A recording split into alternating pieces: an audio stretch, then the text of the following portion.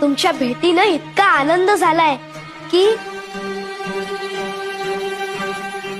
स्वामी, मी जरी महादेवाचा अवतार असलो तरी मी मनुष्य रूपात अवतार घेतलाय. मनुष्य रूपात आल्यावर देवालाही गुरु करावा लागतो. साक्षात राम, कृष्ण, दत्तगुरु यांनी गुरु केले.